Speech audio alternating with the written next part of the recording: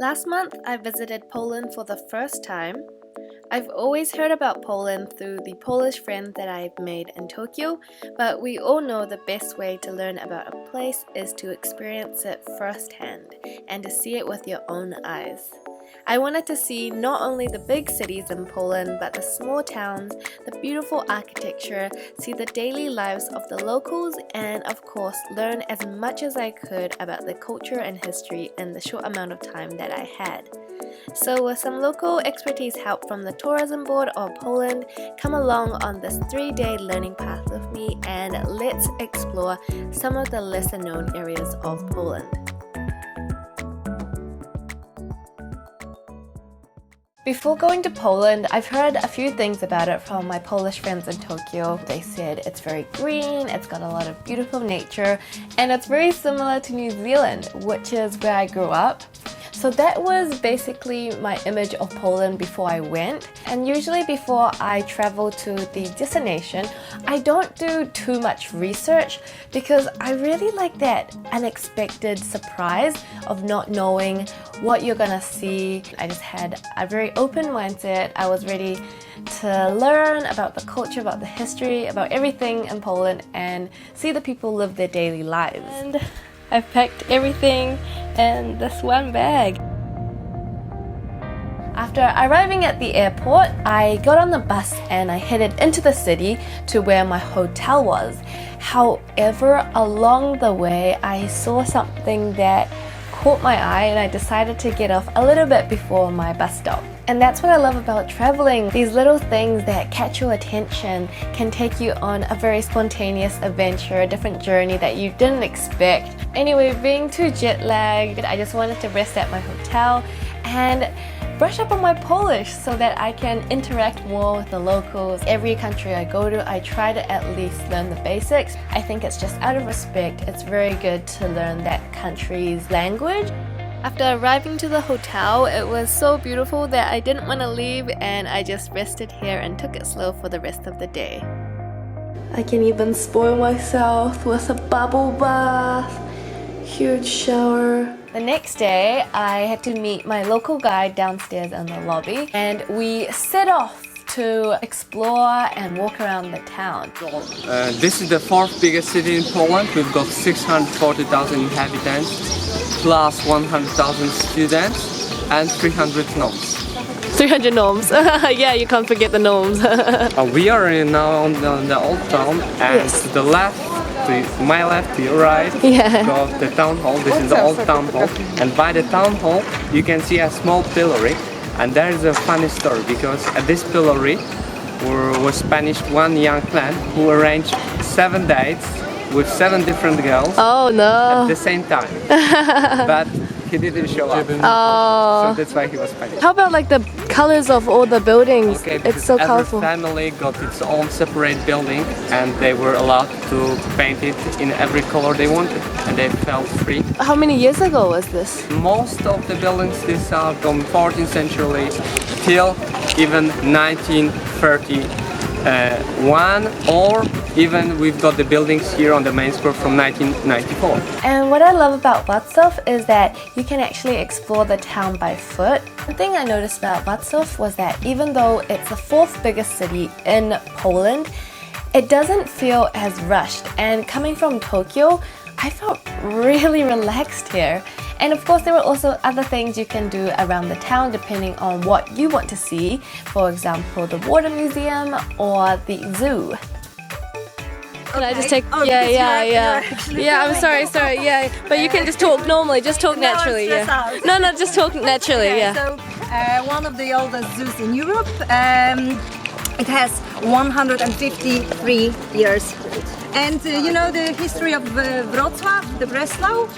It's that it used to be German, now it is Polish. So the same history is with the zoo. Yep. Day 3, I woke up feeling really good, not so jet lagged, and I was ready. I was ready to drink wine from the morning, and that's what I did. I went wine tasting. So we went to the winery place, and it was an honor for me to meet the owner of the winery. And I was so honored that I could have a conversation with her and understand more about her story and also her winery. Ja, w szoku byłam, bo pierwszy raz, jak już dorosła dziewczynka jestem. First of all, you don't have to worry. You can put quite deep your nose into the glass to smell the because you That's not very elegant. but it's also Tak właśnie się robi. yeah, you can do it. Does she drink wine a lot? Does she get sick of wine now that she sees it every day? And Nie, lubimy z mężem wino, pijemy wino, co wieczór pijemy na kolacji. So she likes wine all the time. So they drink with her husband to the supper or to the dinner, one glass or two every day. And whenever they go somewhere, they try always local wines to find out the taste, to get to know. And for the last few years, culture of drinking in Poland raised and on the advantage of wine drinkers. So she's really happy that people appreciate wine more and more. how do you say delicious in Pyszne. Krishna? Na zdrowie.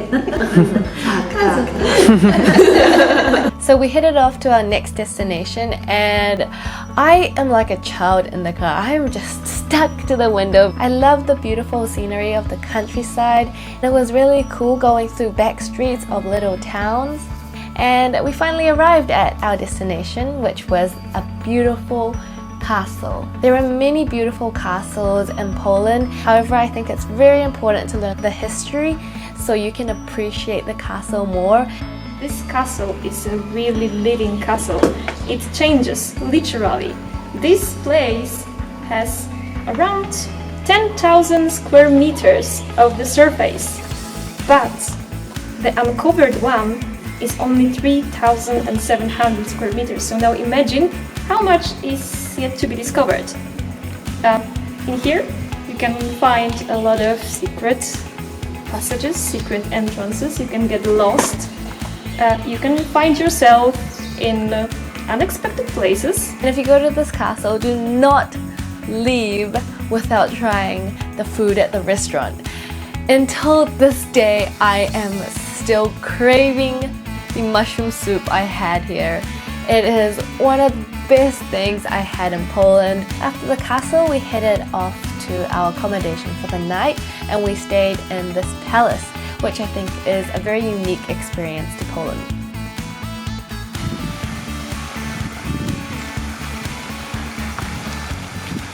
Day 4, our last and final day of exploring in Poland. So in the morning we decided to head off to this local town. One of the things I love about traveling is not actually going to a certain destination, but just exploring around your Airbnb or exploring around your neighborhood wherever you live, and just see how the locals actually go about with the everyday lives. I really loved the little stores in the middle of the street where you could buy vegetables or bread.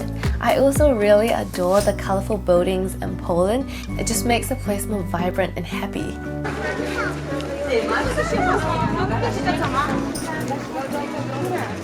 Also in this neighborhood you can find a very beautiful church which is still listed as a UNESCO World Heritage Site.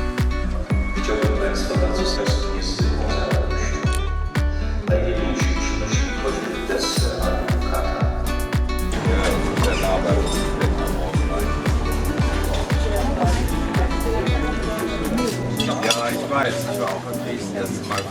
Cheese, potato, ham is something you often see on a Polish dish, but it's just the flavor, they're so good.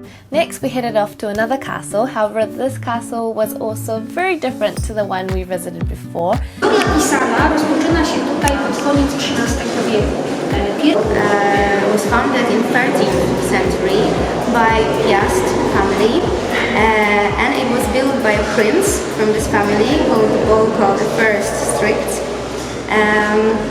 And that's why also comes the name, because later it was also called the Prince Rock, the whole castle. I don't know if you took a look, if you take a look from the outside, it is like on the rock. And so that was the name, and that's why the castle now is called Książ, which means Prince of Dutch. And our last stop was this beautiful health resort. that was just so peaceful and quiet, with a beautiful park for you to walk and to enjoy, and also many restaurants. We decided to stay the night here before we headed off in the morning to the airport. So my first time to Poland ended here. However, I wish I did have a week or two more to explore Poland in more depth. With only 3 days here, I could only scratch the surface, and there is just so much more of Poland to see and experience. That's how I felt after leaving. The places I visited this time had a lot of culture and history with the influence of the countries who owned Poland before, and you could really see it reflect in Poland's culture today. Poland is also a much more hidden gem compared to the rest of Europe, and I really recommend it for people who want to experience something not too touristy.